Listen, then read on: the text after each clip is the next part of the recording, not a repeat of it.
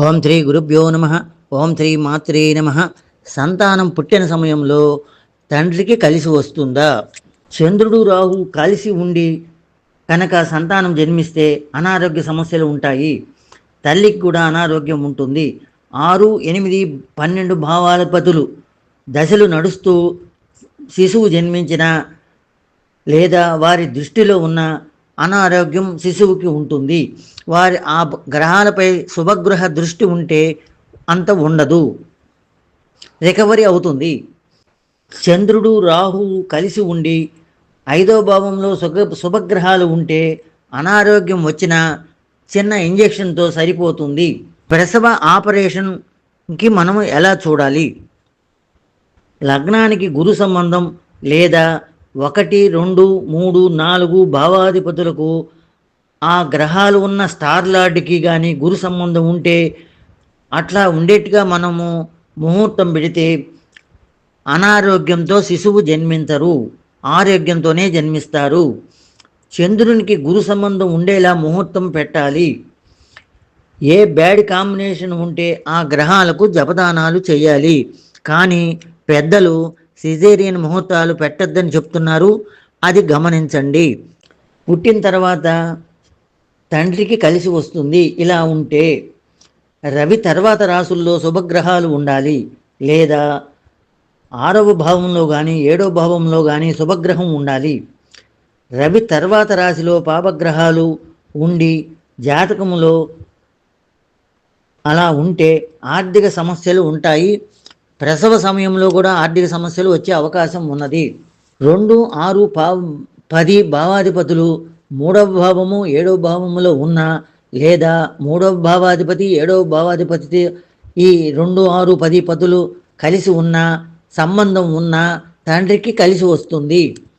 తర్వాత 9వ భావాధిపతికి 2వ భావము 10వ భావము 11వ భావము సంబంధం ఉన్న లేదా 2, 4 భావాధిపతులు పరివర్తనమై అవి శుభగ్రహ పరివర్తనము అయినా కూడా తండ్రికి కలిసి వస్తుంది.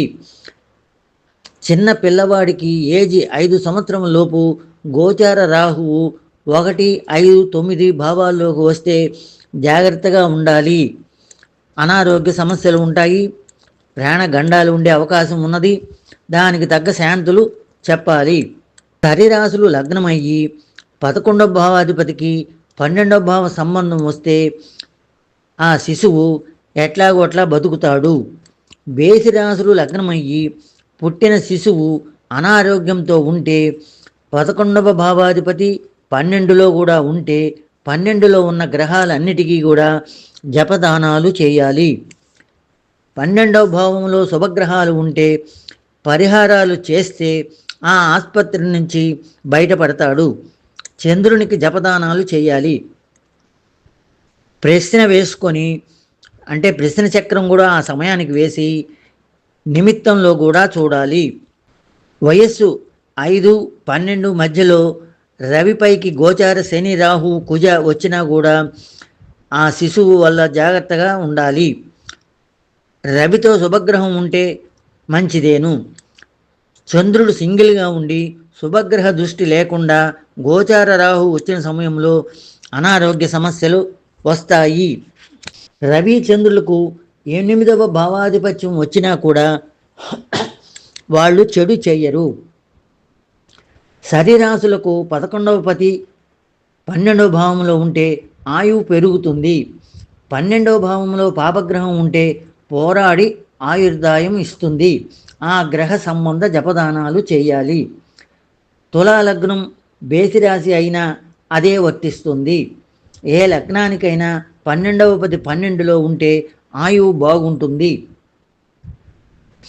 1, 3, 8 భావాధిపతులు పాడైన శని చంద్ర గ్రహాలు పాడైన ఆయుర్దాయం తగ్గును. మిథున, తుల, కుంభ లగ్నాలకు 12వ పతి 12లో ఉంటే అంతం యోగం ఇవ్వదు ఆయుర్దాయానికి. శుభం.